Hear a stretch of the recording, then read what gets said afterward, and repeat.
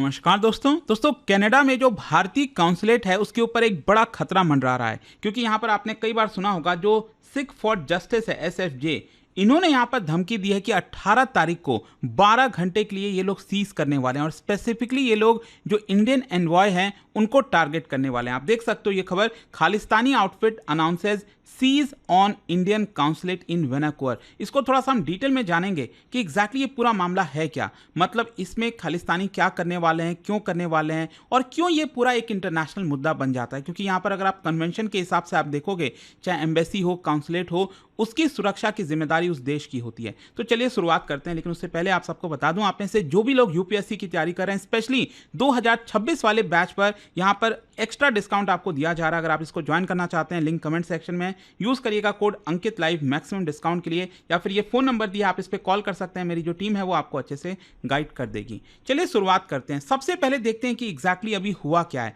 आप सब जानते होंगे सिख फॉर जस्टिस के बारे में, जिसका लीडर है गुरपतवंत सिंह पन्नू, जो कि लगातार अलग अलग बयान देता रहता है, धमकी देता रहता है भारत को, और कनाडा की सरकार कुछ नहीं कर पाती। खैर, यहां पर जो सिख फॉर जस्टिस है उसने अभी यह अनाउंस किया है कि करीब 12 घंटे का सीज वो करने वाले हैं कनाडा के वैनकूवर में। हमारा जो काउंसलेट है, देखिए क्या होता है ना, एक तो एम्बेसी होती है, आप सब जानते हैं, एम्बेसी कह लीजिए, या फिर जो कॉमनवेल्थ नेशंस रहे हैं वो आपका हाई कमीशन के तौर पर इस्तेमाल करते हैं। तो एम्बेसी हो गई, वो तो सबसे बड़ा फॉर्म होता है जो हमारी एम्बेसी है, लेकिन अलग अलग कई शहरों में जो है काउंसलेट भी होते हैं। तो ये काउंसलेट की हम बात करें कनाडा के वैनकूवर में, तो वहां पर इनका ये कहना है कि 18 सितंबर को सुबह 8 बजे से लेकर रात के 8 बजे तक ये लोग पूरा सीज करने वाले हैं। सीज का मतलब ये हुआ वहां पर एंट्री एग्जिट बंद कर देंगे, पूरा घेर लेंगे उसको। अब क्या होता है, इस तरह की सिचुएशन में चीज़ें एस्केलेट भी हो जाती हैं। कई बार आपने देखा होगा कि यहाँ पर कई बार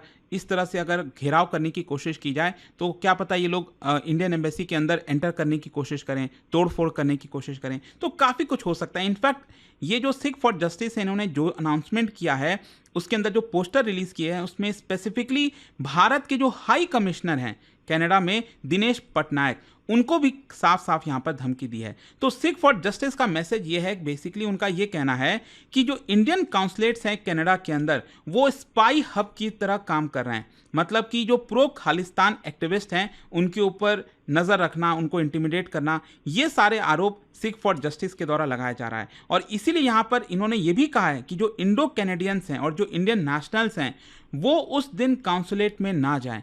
इन्होंने यहाँ पर साफ साफ कह दिया है कि हम इसको सीज करेंगे। तो एक बहुत बड़ा स्टेटमेंट होता है। खैर, यहाँ पर ये जो सिख फॉर जस्टिस है, मैं आपको बता दूं 2007 में अमेरिका में फॉर्म हुआ था। इसका जो लीडर है इस समय आप सब जानते हैं गुरपतवंत सिंह पन्नू है, अनाप शनाप बयान देता रहता है। और वैसे तो भारत ने इसको टेररिस्ट डिक्लेयर कर रखा है एज पर यूआपा, और साथ ही साथ भारत का स्टैंड यही है कि जो सिख फॉर जस्टिस, मैं आपको बता दूं 2019 में हमने इसको यूआपा के तहत बैन किया हुआ है इस ऑर्गेनाइजेशन को। और जो इंडियन गवर्नमेंट है उन्होंने एक्यूज किया है कि जो सिख फॉर जस्टिस है बेसिकली रेडिकलाइज करती है जो सिख डायस्पोरा है यूएस में, कनाडा में, दुनिया में जहां जहां पर भी, और इनके द्वारा फंड रेज किए जाते हैं इन सारे सेपरेटिस्ट वायलेंस को लेकर। अच्छा, ग्लोबल एक्टिविटीज, जैसा मैंने आपको बताया कि ये लोग सिर्फ कनाडा तक सीमित नहीं है, इनके द्वारा खालिस्तान रेफरेंडम ये भी ऑर्गेनाइज किया जाता है। ये लोग वोटिंग वगैरह कराते हैं यूके में, ऑस्ट्रेलिया में, कई जगह। ऑल्दो वोटिंग का कोई मतलब तो है नहीं, लेकिन ये दिखाते हैं कि देखो इतने सारे सिख हमारे साथ हैं जो एक अलग नेशन चाहते हैं, भारत का जो पंजाब है उसको अलग ये लोग कराना चाहते हैं। इस तरह का माइंडसेट है। अच्छा, सिख फॉर जस्टिस अभी ये क्यों कर रहा है? बेसिकली सिख फॉर जस्टिस ये पूरा जो रेफरेंडम कैंपेन चलाता है वो कई देशों में आपको देखने को मिलेगा, सिख डायस्पोरा में उनको उनका ब्रेन वॉश करने की कोशिश करता है। लेकिन काफ़ी होशियार है हमारे जो सिख डायस्पोरा है। मतलब ज़्यादातर अगर आप देखोगे जो सिख डायस्पोरा है वो इनके चक्कर में नहीं आते। इनफैक्ट इसकी वजह से कम्युनिटी में आपको डिवाइड भी देखने को मिलेगा। जो सिख पीपल वहाँ पर रह रहे हैं, भारत से गए हैं, तो काफ़ी ज़्यादा भारत को सपोर्ट करते हैं, लेकिन कुछ उसमें ऐसे हैं जो इस तरह के चक्कर में आ जाते हैं और इसीलिए सारी गतिविधि आपको देखने को मिलती हैं।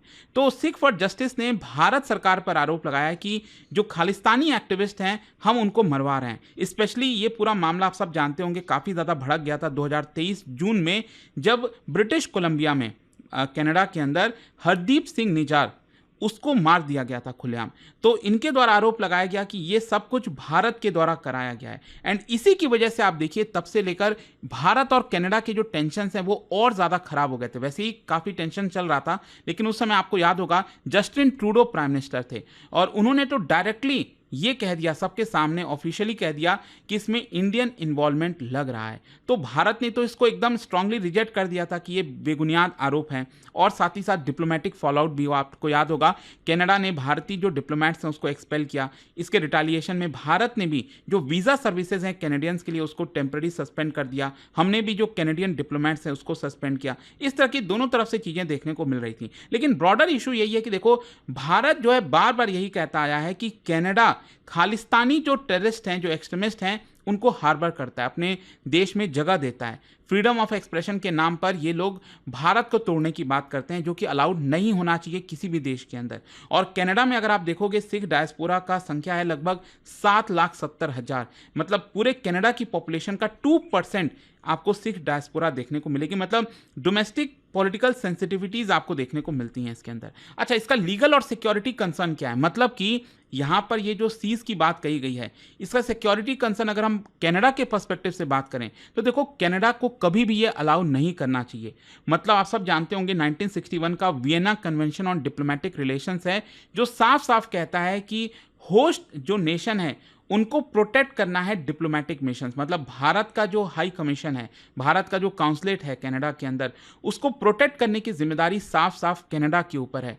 तो अगर ये सीज अलाउ किया जाता है, मतलब कहीं ना कहीं कनाडा की सरकार इसको अलाउ कर रही है, क्योंकि सिख फॉर जस्टिस ने पहले ही अनाउंस कर दिया, और उसके बावजूद भी अगर आप सिक्योरिटी नहीं प्रोवाइड करते हो तो अल्टीमेट जिम्मेदारी कनाडा के ऊपर आएगी। तो हो सकता है कैनेडियन जो पुलिस है, फेडरल अथॉरिटीज़ हैं, वो सिक्योरिटी इंश्योर करें और इस तरह की गतिविधि ना होने दें। जहां तक भारत का सवाल है तो देखो ये डायरेक्टली हमारे काउंसलेट स्टाफ ऑफिशियल्स जो विजिटिंग इंडियंस हैं उनके सेफ्टी के लिए बड़ा कंसर्न है। तो भारत कहीं ना कहीं कनाडा को डिप्लोमेटिकली प्रेशराइज करेगा कि आप इस तरह की जो धमकी है इसको हटाइए। मतलब आप फ्रीडम ऑफ एक्सप्रेशन में मत कहिए कि ये फ्रीडम ऑफ एक्सप्रेशन है, कोई ऑर्गेनाइजेशन, कोई पर्सन अगर भारत के खिलाफ इस तरह की बयानबाजी करता है। जहां तक सिख फॉर जस्टिस का सवाल है, हो सकता है कि कैनेडियन लॉस के हिसाब से अगर ये वॉयलेंस करते हैं तो इनके ऊपर चार्जेस लगाए जा सकते हैं। लेकिन प्रॉब्लम क्या है ना कि हिस्टोरिकली अगर आप देखोगे पिछले कुछ वर्षों में तो कनाडा ने इसको खुलेआम अलाउ किया है।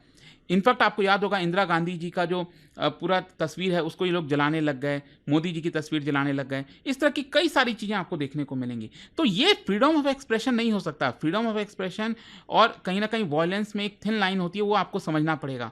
तो ये चीज़ अलाउ नहीं होना चाहिए। इनफैक्ट आपको याद होगा अभी कुछ दिन पहले ही कनाडा की ही एक रिपोर्ट में साफ साफ माना गया था, एक्सेप्ट किया गया था कि जी हाँ, ये जो खालिस्तानी टेरर ग्रुप्स हैं इनको फंडिंग मिल रही है इस तरह की चीज़ें करने के लिए।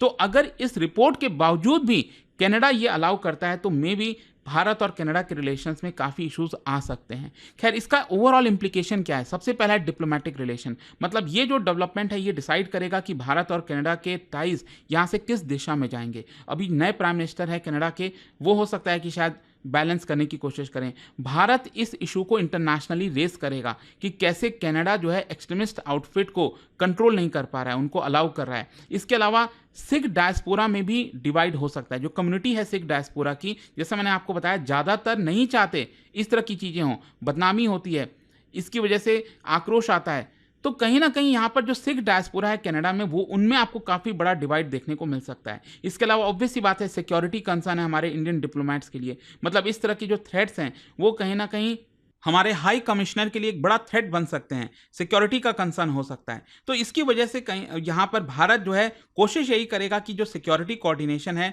वो कनाडा के साथ मिलकर इंश्योर किया जाए। और ग्लोबल एंगल अगर हम बात करें तो सिख फॉर जस्टिस जो है उसकी एक्टिविटीज़, जैसा मैंने आपको बताया, सिर्फ कनाडा तक सीमित नहीं है, और भी देशों में आपको देखने को मिलेगा। तो कहीं ना कहीं एक बड़ा क्वेश्चन रेज होता है वेस्टर्न कंट्रीज़ को लेकर कि वो फ्री स्पीच और फॉरेन पॉलिसी की जो ऑब्लिगेशंस हैं उसको ये लोग कैसे बैलेंस करते हैं। खैर, जहाँ तक भारत का रेस्पॉन्स का सवाल है तो देखो डेफिनेटली भारत की तरफ से एक रेस्पॉन्स आएगा और भारत इसको कंडेम करेगा, और साथ ही साथ कनाडा को कम्युनिकेट करेगा कि आप हमें सिक्योरिटी प्रोवाइड करिए, और साथ ही साथ हम ग्लोबल स्टेज पर ये एक्सपोज करने की कोशिश करेंगे कि देखिए कनाडा इस तरह की चीज़ें कैसे अलाउ कराएं। तो एक प्रकार से ये जो सीज का थ्रेट है एक बड़ा फ्लैश पॉइंट है भारत और कनाडा के रिलेशंस में। देखते हैं ये लोग कैसे खालिस्तानी इस पूरे इशू को हैंडल करते हैं। बट एक बड़ा मोमेंट आया है और लेट्स सी 18 तारीख को यहाँ पर क्या होता है। जाने से पहले एक इंटरेस्टिंग क्वेश्चन आप सभी के लिए, क्योंकि हम कनाडा की बात कर रहे हैं, क्या आप बता सकते हो इनमें से कौन कौन सा माउंटेन रेंजेस है जो कि कनाडा में जो